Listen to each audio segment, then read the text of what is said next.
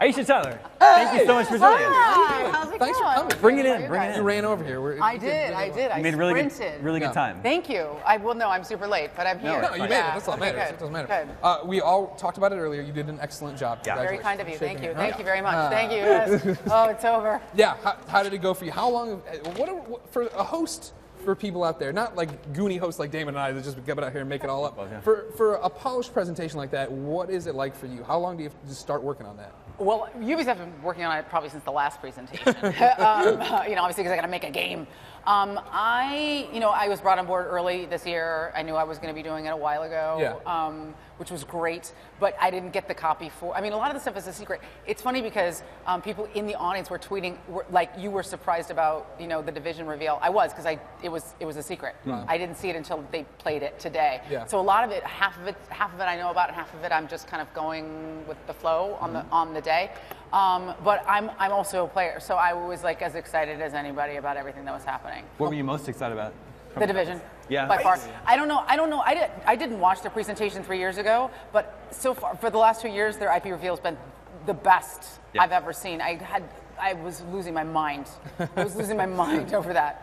Yeah. Yeah, it was incredible. Yeah, for sure. And it started off like, it's the end of the world again. It's like, all right. right. Yeah, it did feel a little Watch Dogs Redux in the beginning, right? But I was talking to guys that were there we had some super fans, we had some bloggers and stuff. Yeah. One of the guys said that looked like, looked like film, it looked like CG, it looked like a trailer, and then I realized it was like live gameplay, and then I flipped the F out. That was how I felt. It was like, this looks so beautiful and evocative. This has to be a trailer, and it was incredible. Yeah. So the fact that those guys can deliver live gameplay like that in a press conference and have it feel seamless and have it feel robust as it felt. Yeah. That I don't know what they're going to do next year. I don't know, like make somebody float. I have no idea. Well, I'm sure there'll be an Assassin's Creed game. And they'll do Baskets of puppies for me and all my men. Now, were you able to catch the previous conferences, or were you? No. I can't discuss any. I mean, here's the thing. Every year E3 is this incredibly bittersweet experience for me because every year I'm like, next year I'm going to spend every minute of every day at E3. But I have 43 jobs. Yeah. I'm the black female Ryan Seacrest. I made like 18 hours of TV before I came here. So I literally I was making my daytime show, The Talk, then like sprinted down here, was late to the theater, getting ready for the presentation. My whole life has just been Ubi this far. I mean, I've been reading about what's been happening. Yeah. I didn't see the Microsoft presser, and I think, isn't Sony happening now? I don't even know. It's about to. Yeah, so we'll kick you off when that happens. I don't care. You don't think I have things to do?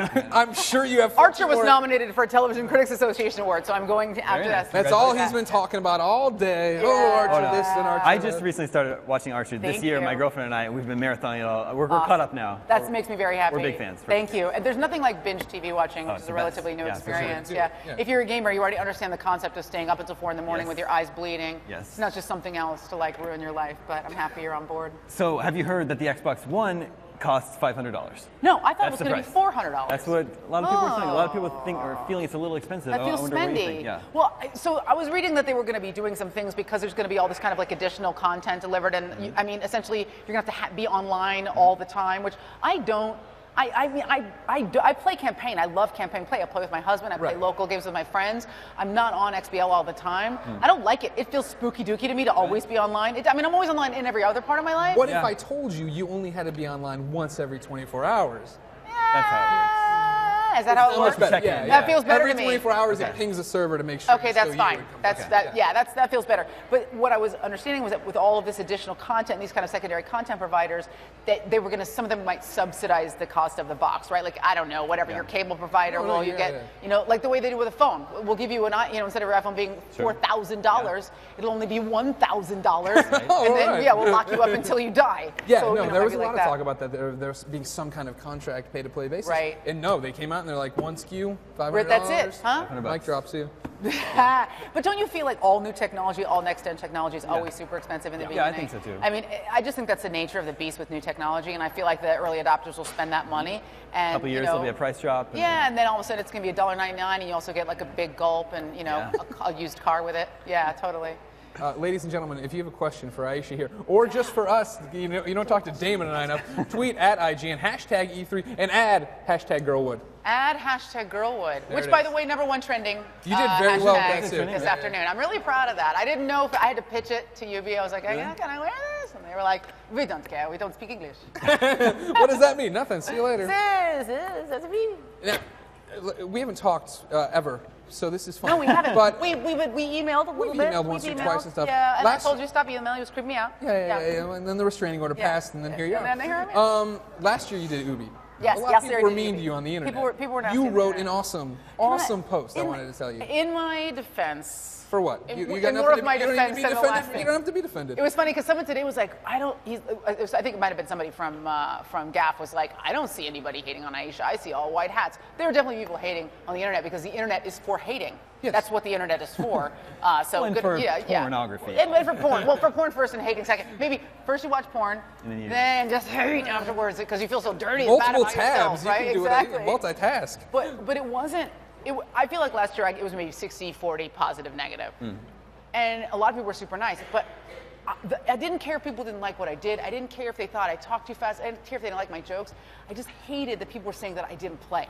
That was all I cared about. It was like for days it was making me crazy that people were implying that I wasn't a gamer. So that rant was like, you know when you have that internal conversation, you know, I was gripping my controller all sweaty. So that was really a response only to people who just said she's not a real gamer. And I didn't think anybody would ever read that letter. I honestly just put it on my Facebook page. So if someone wrote, you're not a gamer, I could just refer them to the letter. Yeah. And then the next day it was like, had been translated into 5 languages, which was surreal. And then it popped up again like a few months ago, maybe, I don't know, just someone reposted it. But those were legitimate emotions. My first memories are going with my dad to this huge arcade near my bus stop and playing for hours and playing, Defender and Galaga in the movie theater near my house. I mean, I love video games. So I don't care if you don't like me. I mean, who gives a crap? You know what I mean? My money still spends. But it was really that people were saying I didn't play. Sure. And so far this year, actually, it's been super positive, the response, which is nice. Good. Well, now you're a confirmed gamer. They know who you are. They know. Girlwood. They're all They know. Yeah, the Division just made me absolutely. Oh, look at that. Tiffany Star. Thank You're you, incredibly Tiffany awesome. Star. Is she a porn star? She has triple X in her name. That's why I'm asking. And what does it mean? Whether she is or isn't, it doesn't matter. All right. Let's, for the sake of argument, let's assume she's a porn star. Because I wouldn't even be worried about the triple X's. I think if your last name has 2 R's in it and it's that's Star, also kind of a sign. Maybe stripper. I don't know. Did you Thanks, coin? Tiffany. Someone writes in supporting Aisha. I know, Tiffany. I love you. and I tear her and then I apart. ripped you apart. No, you're a lovely lady, and I'm sure very good at whatever you do. Did you coin the term Girlwood?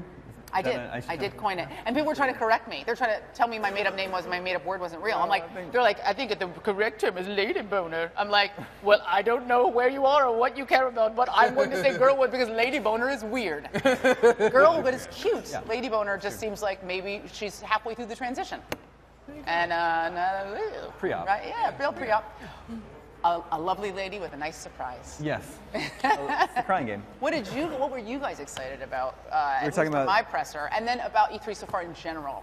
I'm talking a lot about flipping the script. I know. Yeah, I want to know. We both like the Division a lot. So crazy. And we thought the crew looked very cool. Crew looked great, right? I don't even like drive. I only play shooters. Yeah. So I usually just don't even like. I don't know about tiny bunnies and car. I don't care. But that looked so crazy. We were saying it earlier, and since you haven't seen them.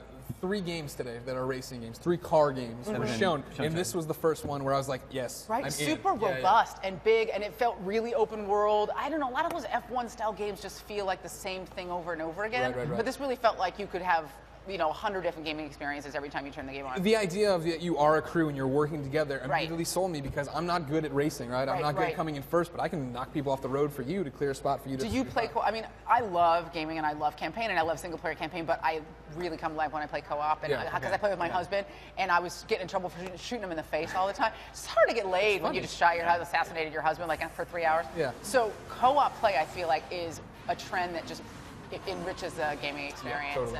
and if it's great, I mean, there's bad co-op play, but this seemed like this was really, really rich.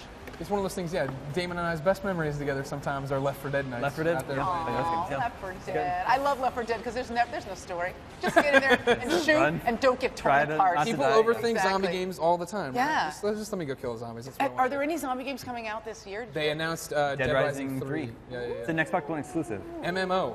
Xbox One. Well, I think that's also the big trend now is big MMO, complete giant world. now. Yeah, I think it's Well, I mean, I feel like again, a game that you can come back to when the world is evolving, and because even some of the open world games that are local, I don't know, they don't feel as rich. And I feel like if you can get a game that's always evolving, even when you're not playing, and you come back and the world is changing, I think that could be pretty cool. Now let us ask you, was Rabbids Invasion confusing for you? The interactive TV show? We weren't sure, like, how do you interact with this Nickelodeon show? Yeah, it's always hard when you're looking at a demo to understand how it's going to work in the real world. I was just mainly focused on how unusual those rabbits look. Yeah, right. But I feel responsible. I bought their Wii game years ago at launch. You feel responsible? I feel responsible that they're still around. It's you. I blame you. That. I personally blame you. It looked super adorable, but it just looked to me like traditional gameplay. So I guess I wonder if it's like there'll be like individual modules that will break out of the narrative, because I don't see how you could drive the narrative while everybody else was driving the narrative. I think that's going to be the most interesting thing, is that can everybody be playing at the same time, and how is that going to, you know what I mean? Yeah, or maybe it's like an Easter egg kind of thing, like now's your opportunity to play the game for 3 minutes and then it's going to jump back into the story. Well, that would be pretty cool. It's adorable. You know, little kids games, I have little nephews and nieces, and then when they come over I play little kids games, and I would never buy them for myself, but they're always super fun to play with kids. Yeah. And it looks like a fun game to play. You know, it looks super fun. Sure. And it's, you know what it is? It's my first shooter. Like throwing eggs at the rabbits. Someone on Twitter said to me that the rabbits are just like the minions from Despicable Me, but the rabbits came first. The rabbits came way before the minions before from Despicable Me. Come on, yeah, get sorted out. It's true. It's all right. Louise. Yeah. We have a new Twitter question up here on the screen. How do you pronounce this guy's name, Greg? Panchao. What she thinks the controls for Wii U, given the few games announced for it by Ubi and EA, the no games announced for it. Yeah. You know, it's interesting. I just read something today about the fact that maybe that was going to be an abandoned platform. You know what I mean? I don't even know. I should know this because I work with Ubi, but I don't even know like how Zombie U. I played it last year. I thought it was super crazy. Greg reviewed that for fun. IGN. I thought it was fun. Did you play? I only played the module. Yeah. See, I liked the demo a lot too. Yeah, when I played it, and it's controversial. I ended up not liking it. You didn't love it? Somewhere in the 6s, I think. Right? I said it was okay. Yeah.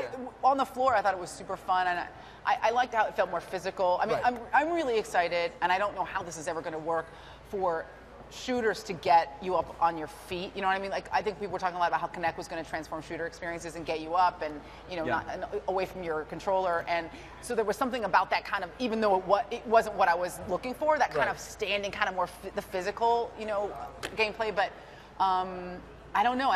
Then we haven't heard anything about it. Yeah. Somebody on Twitter pointed out to me today that it was during the Ubi conference that during Just Dance that was the first sighting of a Wii U game tablet. Right. And that's the three conferences, and granted one was Microsoft, but still like, oh yeah, a full third-party conference in, and then nothing from EA. I don't know. It feels like an intermediate platform, right? I mean, you've got your robust gaming with your console, and then you've got your baby gaming, you know, on the tablet you already own. So I think it's hard to convince somebody to buy a secondary tablet. Yeah. And I mean, what was the price point? I don't remember what the price was. It was $350. Yeah, see, that's spendy too, right? Yeah. So I don't know. Technology comes and goes. I think that's the nature of the beast, right? It seems like it's always the Wii U is just more classic Nintendo, right? Of like we put out this system that third parties aren't super psyched about, but we'll keep making Marios and Zeldas for it, so you will keep buying it. Like, everyone needs to have it. And then there's probably a niche that really enjoys it, and it's probably like a certain age bracket. It's George. Kind of. What's wrong with him? That Audrey girl. What's our next Twitter question here? More Twitter at IGN #E3. Add on #Girlwood. Oh. Add it. Nope, that's it? No, we don't have any right now. Oh, no. Maybe Twitter's crashed. The internet is busy taking a porn break. We do have They're one. I knew we had one. I could actually pull out. There we go. Crikey, it's Tom. Do you think people are overreacting about the always online feature? The majority are always online already. Like the majority of people gaming are always online? Yeah. Oh. Like, I mean, that's the thing. Like, you're talking about, you play shooters, and even if you're playing by yourself, I mean, as long as you're plugged in, which you usually are anyway, I'd imagine. Well, okay, so I don't know if you guys already talked about this, but part of it was the idea that like the Kinect is watching you. Was going to be watching you all the time and recording like your emotional state, your heart rate, your body temperature, and that could somehow. Now look, it could somehow be used to I don't know, figure out if you were about to kill someone, but also if the Kinect sees you killing someone, then maybe call 911 and maybe I'm glad we were watching you. Right? Thank you, Microsoft. Hey, Microsoft, thanks for showing up. I knew there were benefits to Big Brother. No need for the life alert. You just my grandmother's fallen and she can't get up, and thank God for Kinect. Call paramedics. No, they put out oh, we gotta go? We're gonna take a quick break. When we come back, we're gonna talk more with Aisha Tyler.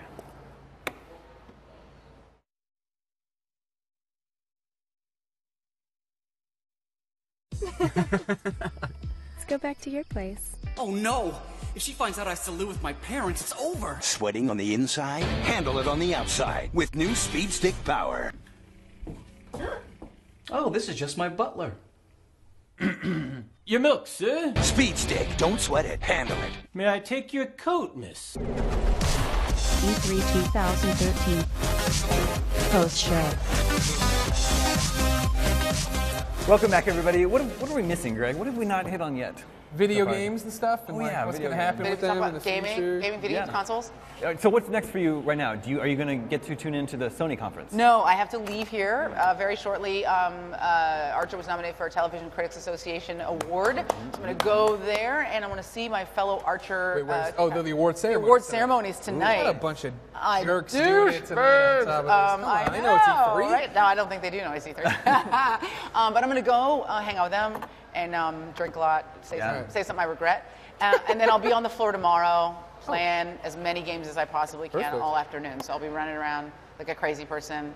I don't know. I feel like E3 is always like just not disappointing, but I feel like, I didn't play everything. You can't see it all. I know, I can't see everything, you know, and I feel very sad. I always leave sad. I'm always like, I know that like the one game I needed to play, I didn't play. Will you get to come back to the show floor and actually play games? I am going to be on the show floor. I'm going to be on the show floor playing tomorrow. I'm going to go to the UB booth and play. I'm going to try to get over to my other friends and see them. I don't know if Epic has a booth. I always go to the Epic booth. I love those guys. And come to the IGN booth tomorrow. Say hi. I'll come to the IGN booth. Of course I will. Yes. Aisha Tyler, thank you so much for coming by. Yeah. What a pleasure. Thanks for having me. I'm glad we got to make this happen. Absolutely. And I'll come see you guys tomorrow. Or maybe I'll have some new news. Maybe I'll be able to tell you guys what I probably won another award. Something you've been nominated for this. You're hosting I don't win. I'll punch somebody in the neck. Well, you can do that. I don't know if you guys watched, but I literally was twice as tall as every member of the UB dev team. I wanted to see how tall you are. I don't have my heels on, so let me show you how tall I was on. I'm going to stand on my tippies.